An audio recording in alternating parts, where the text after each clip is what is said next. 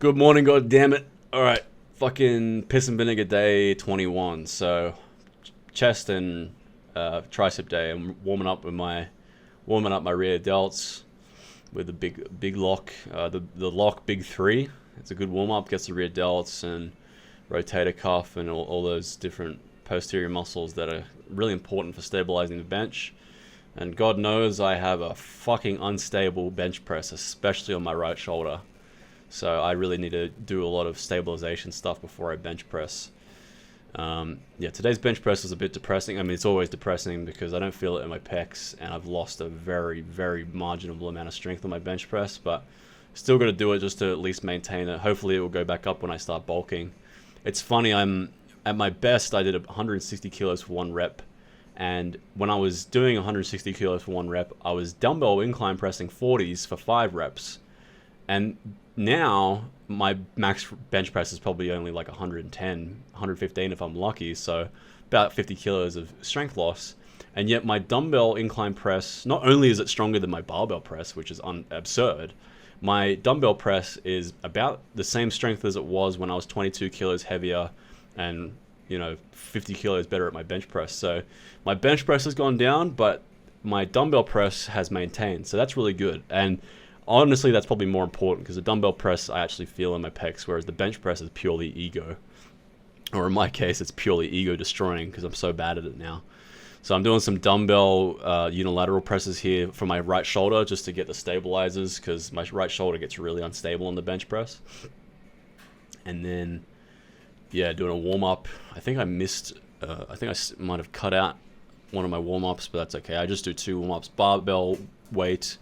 Then I do like 10 kilos, and then I just, 40 kilos or 10 kilos aside, and then I immediately just go into the set. Probably should do a few more warm-ups, especially considering how out of touch on the barbell bench press I am, but not really that fast because I just fucking hate it right now. It's really gay. And as you can see, I'm doing the Larson press. That way I don't use any leg drive, because the leg drive can make the bench press really inconsistent. Like one day you'll bench press a certain weight for 10 reps, and then the next day you'll bench press 8 reps, and you might have gotten stronger, but you feel like you've gotten weaker, but the only reason you feel like you've gotten weaker is because your leg drive might have been miscoordinated that day, giving you a false sense of either strength or weakness. So I just do Larson press, which takes maybe 10, 20 kilos off your overall bench press, but I don't really care. I feel like it helps me ever so slightly feel my pecs a bit more. And this way you can do a forced rep at the end with leg drive once you fail. So you can safely fail.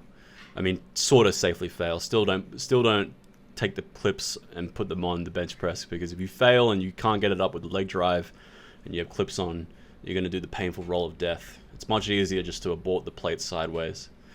And then I do a drop set with 60 kilos, still just primarily feeling this in my front delts, barely feeling any chest. So yeah, it's really not ideal for hypertrophy, the bench press, at least for me. I've heard other people say it's really good for their pecs.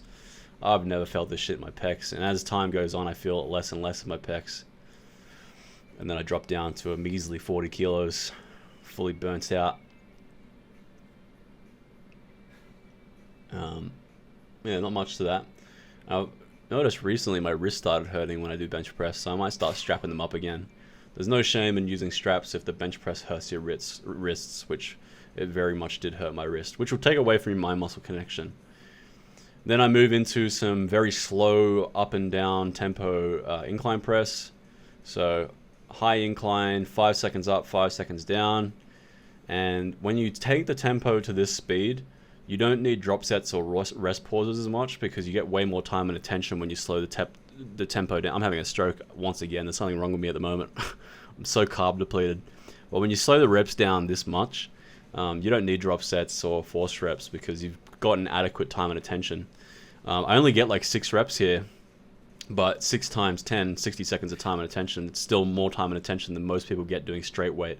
If I was just to rep this out as fast as I could, this would only take like 15 seconds. That's fuck all time and attention. So yeah, this is a good way of mitigating the rest pause or drop set requirement for high intensity guys out there, Although I think I'm pretty sure I do a rest pause anyway. And I do this because I needed to make up for the fact that the flat barbell bench press is such a dog shit movement for hypertrophy for me. So I do a little bit more extra stimulus on this press, which is far better for my pecs. And you can get a lot more out of less weight this way. Like I dumbbell press 35s for, I think it was 10 or 11 reps last time I did it. This was 25 kilos. I barely got 6 reps. So you can, if you have any injuries or anything and you don't want to go too heavy, or you want to be safer with the shoulders, slow your rep speed down.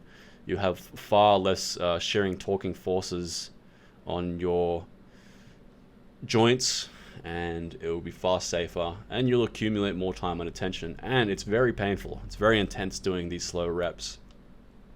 So take the ego aside, try some slow reps. You'll feel the muscles work a lot better too. But it is a lot harder, to be fair. And on some movements, it doesn't really work as well. If it's a really short range of motion movement, like a shrug, for example, or a wrist curl, this slow tempo just doesn't work because you're moving so slow at that point. But on a large range of motion movement like this, it's really good. So yeah, I do a rest pause and then just do normal rep speed. And then I finish the pecs off with some flat flies, and I do these with the band because when you add the band tension, you get a better contraction at the top. So at the top, as you can see, my arms are locked out. All the tension's on my tricep, no longer on my pecs.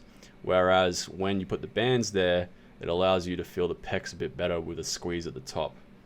So yeah, these are good. Add some bands to your pec flies if you don't have a machine to do pec flyers with like me.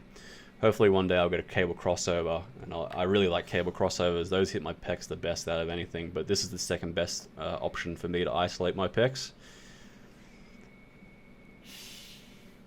And next session I might actually try these with a flat dumbbell press and see what it's all about. Now the drop set, variation drop set. Man, my triceps so heavily outshine everything else in my physique. It's insane. Or maybe it's just good lighting or a combination of both. And then I do another drop set, removing the band. By now my pecs are fucked up, totally cooked. And then I move on to tricep extensions. Not much to these really. I do a pretty hefty drop set here. Yeah, I do full extension of the elbows and then full flexion of the elbows. That way I can stretch out the inner and outer head more. And yeah, these not much to these. Obviously, if you do a shorter range of motion, you know, go to about parallel with the floor, you can get way more weight. I mean, this is 36 kilos. If I shorten the range of motion at the top just to about here, I would probably get 45 kilos. But again, letting the ego out the door and working more on the muscles. And then a quick drop set. Yeah, sorry, I'm a bit slow today. I haven't eaten any carbs today. I'm on the last stretch of my cut, really. I'm going to cut 2 more kilos and then I'm going to start bulking up. I'm not going to get too shredded. I'm not really too fussed about being all shredded up and losing my testosterone from the lack of body fat percentage. And I have a very slow endomorphic metabolism, so for me to get down to like 8-10% body fat would just be ludicrous. I would be fucked up in so many different ways, including my testosterone. So I'm just gonna get to about 12, you know, decent visible 6-pack, but then I'll be happy and just go straight to the bulk because this has been a long drawn out cut. I'm going to do a video on how I've lost 22 kilos over the last year or so. I've got a few golden tidbits for you guys out there that I've picked up along the way because I have a very difficult relationship with food. It's the only vice I have. I don't smoke, I don't drink, I don't do anything. All I do is fight my food addiction. So I think I'll have a few golden tidbits for people out there that might be having a hard time cutting weight. Because I always hear people talk about, how to bulk, how to make a bulk easier. Bulking's fucking easy for a guy like me, but cutting has wasted my last 8 years of lifting. I've been in a weird cutting, bulking limbo for the last 8 years. And my physique has massively suffered due to this. So happy to finally have basically finished a successful cut, and now I'm finally going to do my first successful bulk. I'm going to take it slow and easy this time and put on some good quality mass. It'll be excellent. Finishing off some unilateral tricep extensions, just to kind of work on the imbalance I have between my left and right tricep. As you can see, the lighting is actually unfavorable on this angle, but my left tricep is a little bit more developed. Obviously this lighting is dog shit, but I don't really care. I'm not trying to fraud max with any crazy lighting here. I don't really care. That's not what I'm trying to do. Doing some force rep. The main reason I do these, apart from the unilateral imbalance, is the fact that I can do force reps. Hopefully one day I can find a training partner where I live, or God willing, I get a girlfriend who's into high intensity training. That'd be pretty cool. And then I'm doing some fucking tricep posing here, but my tricep was so pumped I couldn't even efficiently pose. It didn't even look good. It was so pumped I couldn't fully extend my elbow, and then it fucking cramped up. So yeah, I just decided no posing for today. Anyway, see you guys for more piss and vinegar tomorrow.